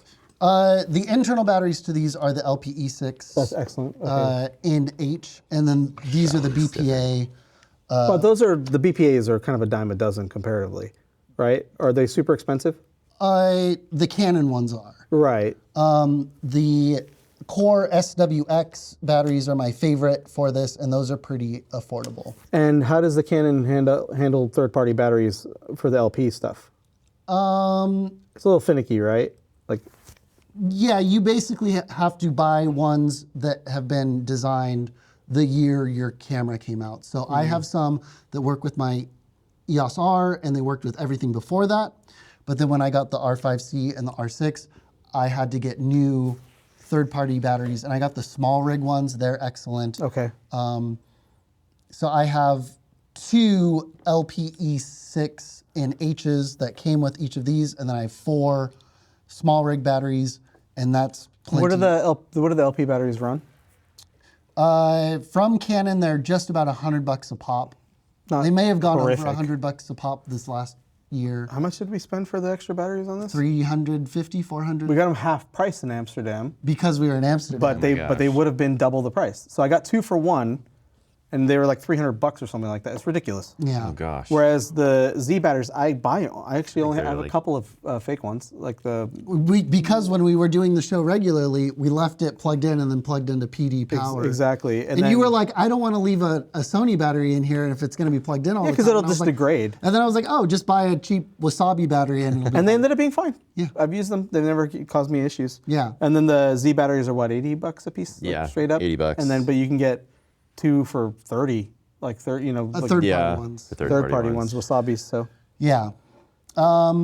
Lens wise, I keep these 2 cameras, my cinema cameras, in a Pelican case each, and I usually keep a long lens and a wide zoom lens in each case. So I have the 70-200 EF lens with the C70, and actually the lens we're using right now, the EFS 10-18.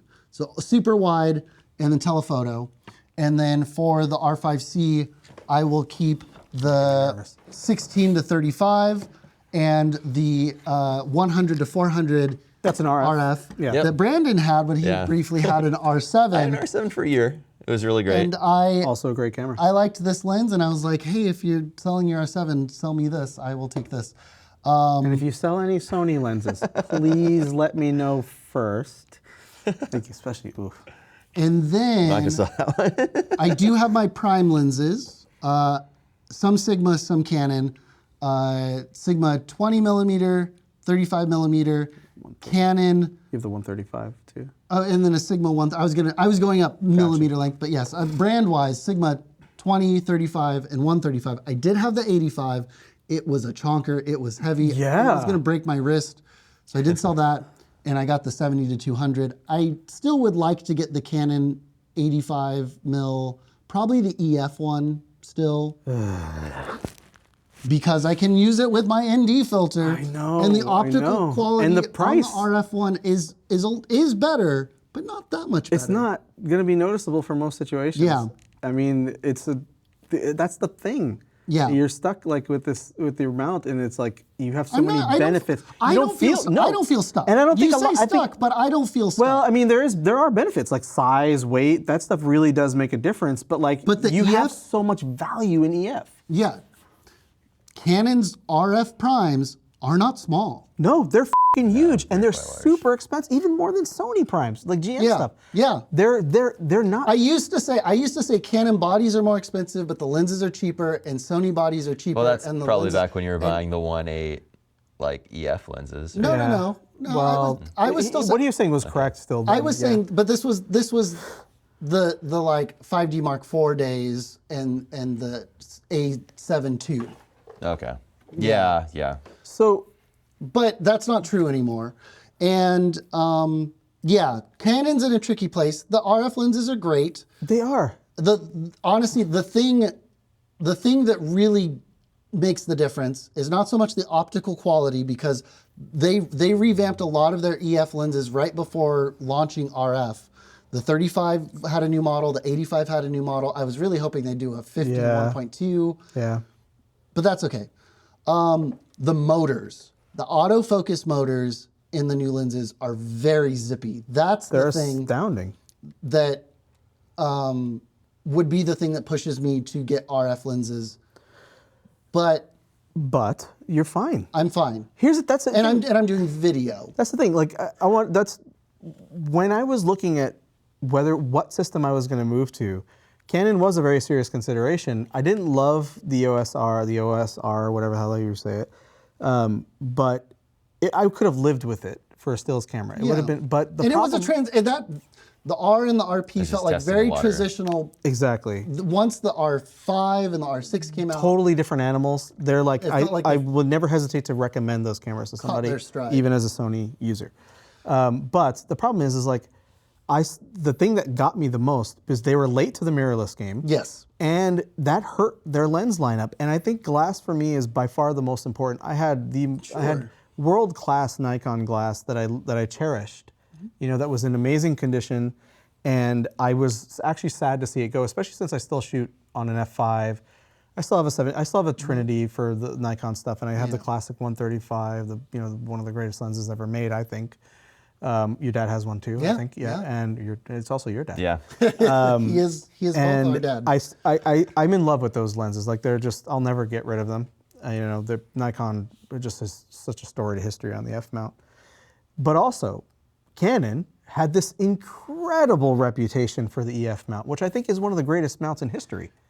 Because it being a DSLR mount, it still had the shortest flange distance. So yep. you could adapt Nikon lenses Yep. to it and all kinds of You could go lenses back, to it. and to this Yeah. day, I have an MC11, and I can use any of Kyle's. He can't use any of my stuff. That's okay. I can't adapt any RF stuff to this.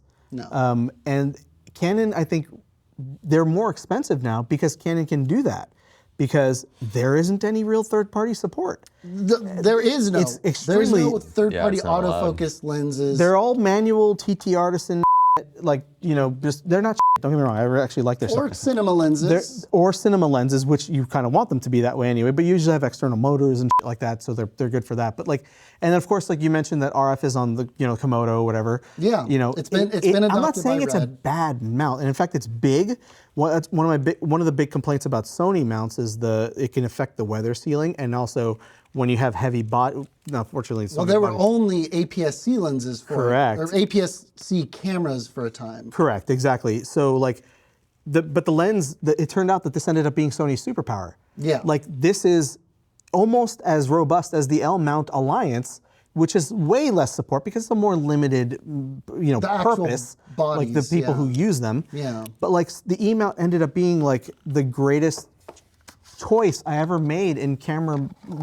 Like it's as if I was shooting Canon or Nikon DSLR, like classic stuff, and Yeah. had this astounding choice of lenses. Like I can understand fully why it would be so hard for you to switch, because you get all these benefits from your adapters with ND and stuff like that. You get amazing prices. You do Yeah. have to have a lot more weight, but you still get incredible optics that have shot literally, without exaggeration, some of the greatest photos in history.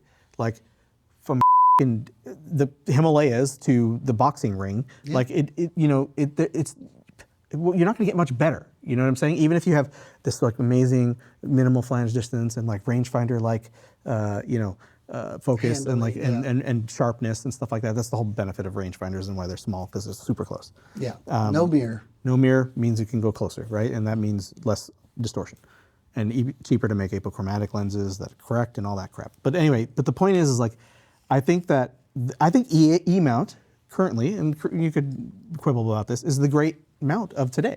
And I think that's probably what makes Sony so robust, because you mentioned having like those Sigma art lenses you have, they're also chonkers, custom chonkers, but they're awesome. They're like genuinely awesome lenses. Like if I had to have all Sigma art lenses instead of like this GM shit, which I wanted a consistent look, and it's more sterile actually. I think the Sigma art in some ways is nicer in terms of like let's say you want like a Leica look, the art would be closer. The reason I almost went completely Sigma art for a time, because everybody I knew had Canon L series lenses. They had red cameras and L series lenses, and I wanted to be different. I wanted to have a Canon body and a Sigma and a thing of Sigma glass. And I felt they kind of felt like budget Zeiss lenses to me, like their sterileness in their look. I couldn't afford a full lineup of Zeiss lenses, so I went with the Sigma art. But I think they're the best-selling lenses in the world by far. Sigma is the top-selling lens brand. Although it's APS-C only, that 18 to 35 f1.8, that lens, I know most people who shoot video have one of those. I actually don't, but that's an awesome. Almost all of my video making friends. How big is it? It was about this size. That's awesome. Yeah, that's awesome. It was this. So that's size, basically a 24-70. Yeah, and you could put it on a full frame camera, and basically from 20 to 35, it would cover the image circle pretty much. And then you get a little bit of vignetting wider open, but you can crop in. Yeah.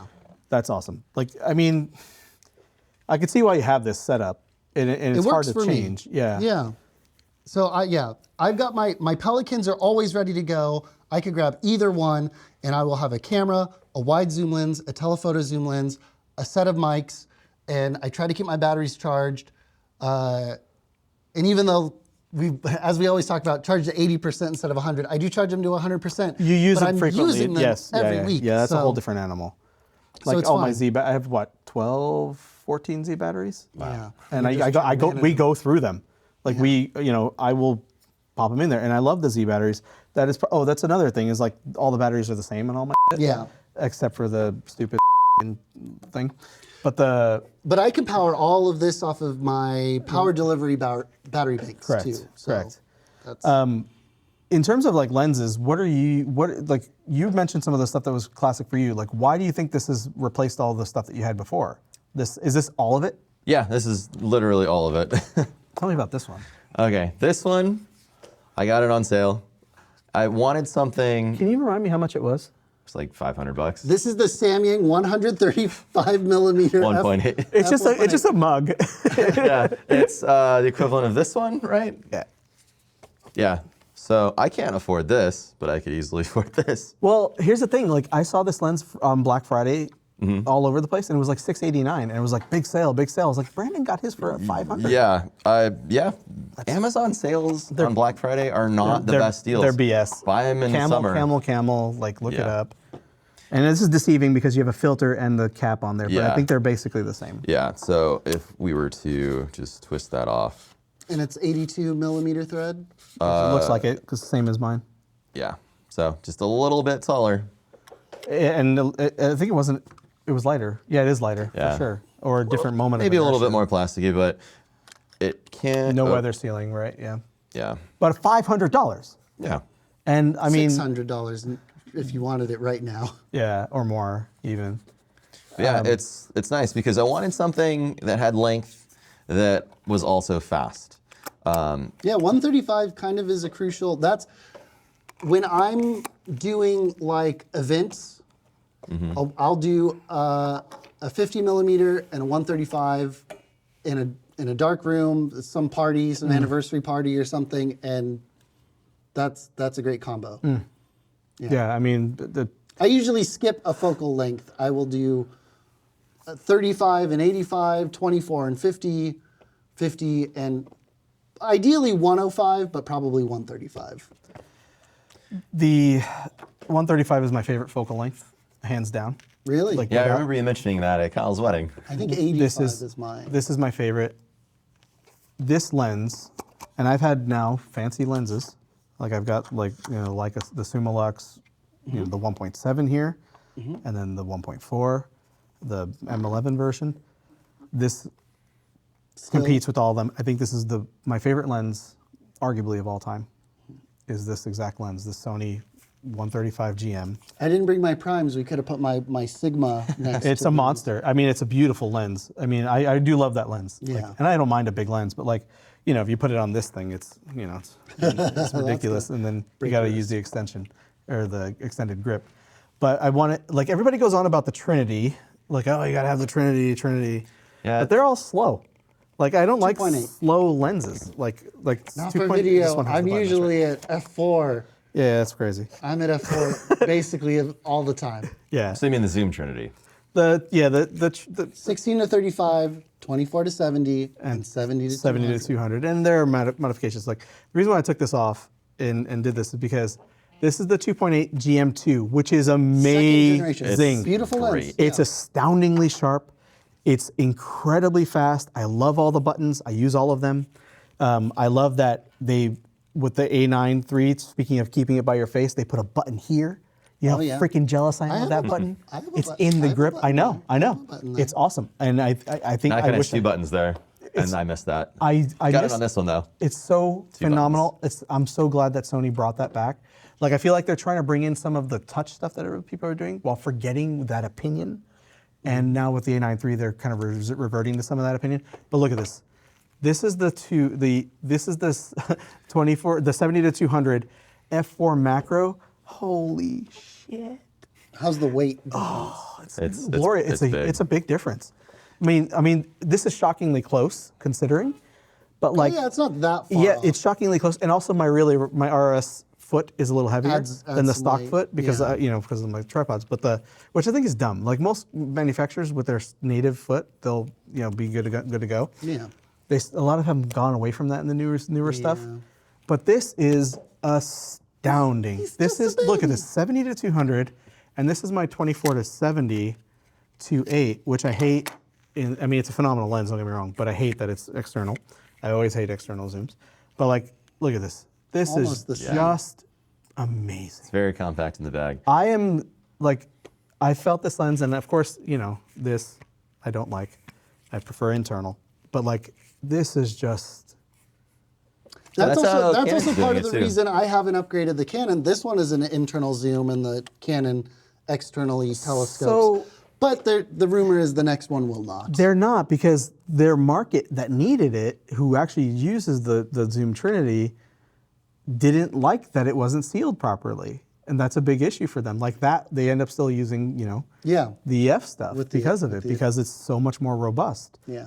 And you get consistent results. And also, when you mount it on any kind of, if you need to balance for anything, you change your balance points dramatically when you extend. That's especially on the 100 to 400 Sony. Probably my least favorite GM lens. Everybody likes it, but it's my least favorite. And also, if you look at the teleconverters, the extenders, and you combine and you compare them, like the 70 to 200 with the 2X or the 1.4, it is easily competitive, if not better in some ways in terms of contrast, than the 100 to 400, and you get a little bit more chromatic aberration. That's the trade-off. But this is just awesome. And the thing is that Sony keeps doing it. Like, this is like one of their first generation GMs, and it's heavier. That's the 85? This is an 85, but then you compare it to the 1.2 50, and the rumor is that they're doing a 1.2 of the 85, Nice. and probably a 1.4 to match the size of all the 24, 35, and the 50 1.4 GM. But like, these are my go-tos. I love, this is an awesome 85. It's loud. Yeah, the motor's very Because it's the loud. old But motors. it's a beautiful lens. It's 1.8. astoundingly Is it beautiful. too loud? Yeah, and also you have stuff like this in the E-mount system where this is like what, $599? Yeah. It punches so far above its weight for its price. And then if you can't afford that, there are things like this in the same size from Samyang. I'm able to buy these like wacky TT Artisan lenses that do all this specialty stuff. This is my bubble bokeh portrait lens. And it's on, if you guys know, an M42 mount. So it's actually a screw mount, which I adapt to Sony.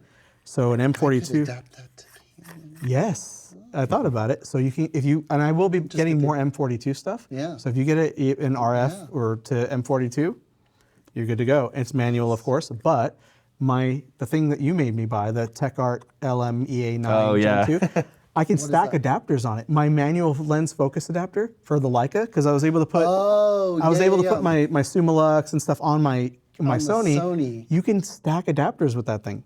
So I can shoot all my vintage Nikon glass with it. I can shoot, so yeah, it all works. Nice. It works shockingly well. So all this manual glass and wacky glass that I have, because that's what you do. When you get the basics, you start looking for a different look. Yeah. And this lens. That's why I have my costs nothing. anamorphic. Nothing. I mean, literally, it's like a couple $100. But it's so interesting that I keep it around. Or my 50 millimeter tilt. Yeah. Also from TT Artisan. And then I have the Lowe. You saw that big crazy mount. Yeah. Oh, right. My tilt shift, which has a lot of the same characteristics as this Samyang. In terms of like what it does bad and good, but you can harness that to make an interesting picture. So it's not only about having the GM stuff, but I shoot mostly primes because these are way too slow for what I like to do. Dark And event stuff. yeah, so I mean, but Sony, just their glass is just the options are just, what the fuck am I doing?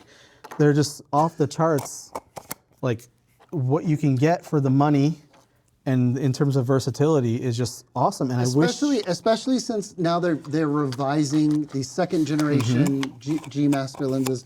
That said, it's tricky. It's hard to say, because like people say like buy the lenses, upgrade bodies, buy lenses and keep lenses. But these companies are still making lenses, and they're making them better. I mean, they have to, right? So they have to.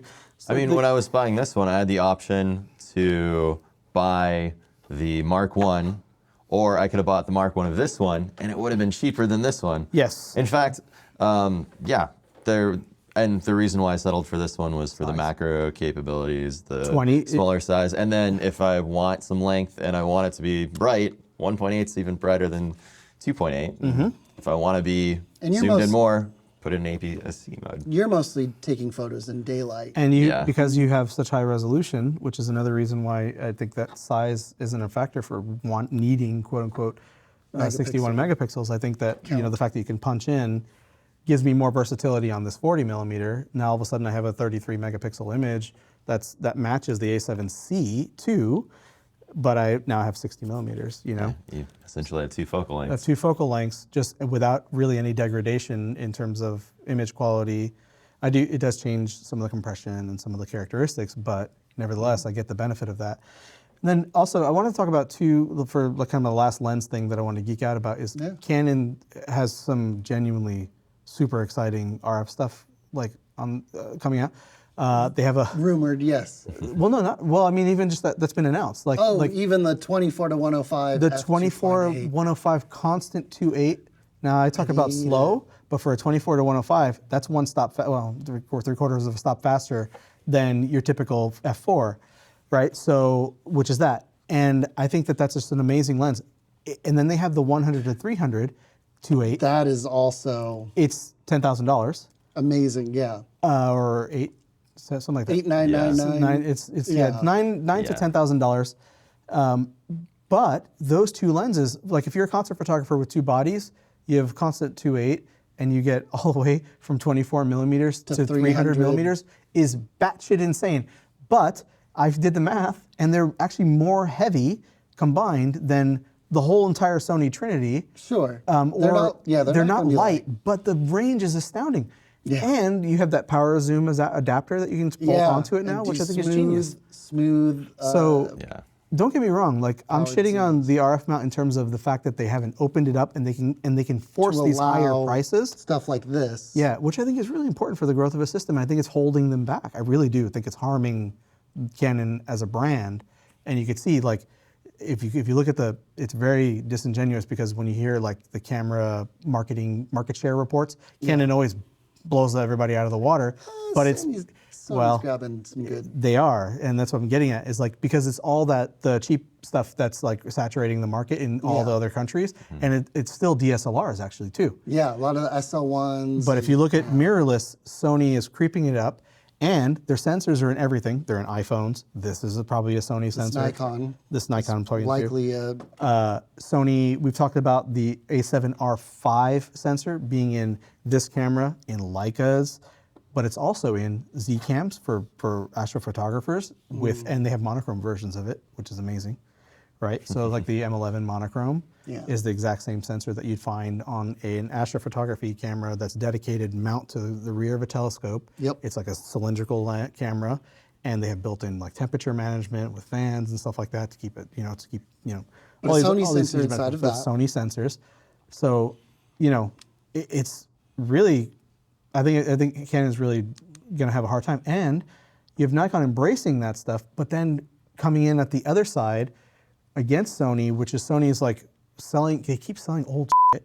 You go to a Best Buy and it's like cameras that are like 5 years old. 6300 still. Yeah, or like an A7R2. Yeah. And stuff like that, because it's cheaper to be on the shelves. Yeah, it's more accessible. And don't get me wrong, like, the common. buy those cameras. If that's your budget and you get a used one, this is still, I literally meant it when I said this is still one of the greatest cameras ever made.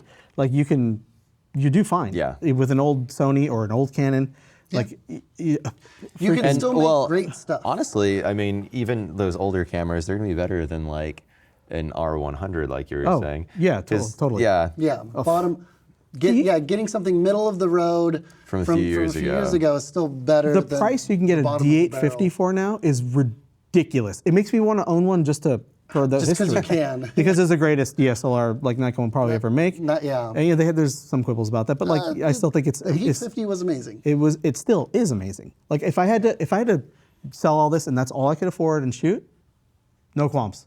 Like it's still an incredible camera. If I had to get rid of all of this and have like a 1DX Mark III, incredible, I'd be okay. like truly an incredible camera. Yeah. Right. I miss the flippy screen though. I just think that I saved all my money in life, like for a long ass time, to switch systems. Yeah. I budgeted for this, and I know that my setup is just exactly what I want. This is probably the only like luxury purchase that I had. Yeah. And then the M11 was just me, trying to like think about like giving something to my kids, like for the like An heirloom. when I die, like that's what I was thinking about. And like I realized that wasn't as important as just the raw enjoyment of this camera, which is why like this camera comes everywhere with me. Yeah. It's shot concerts just as competently as any of this stuff, even though I'm literally like, I used a little tiny spot reticle and recompose even live. Yeah. And I still get the results just like I would on film. Yeah. Even with I'm basically using it as a film camera in a very primitive mode, because Leica's autofocus is garbage. Like comparatively, like their face detection is like jittery. It's stupid. Yeah. But like as a just rock solid camera, like, and also it's just a tank. Right. And then that's why Leica was the war camera for generations. And the reporters and like all that stuff, like war journalists would use them. Mm-hmm. I just don't like to hold it because I like it Because too you like much. to hold it. It's just an astounding camera. let me hold It reminded me how much I love photography. And you'll see I use an orange filter on there, Yeah, which we so also good. bought in Amsterdam.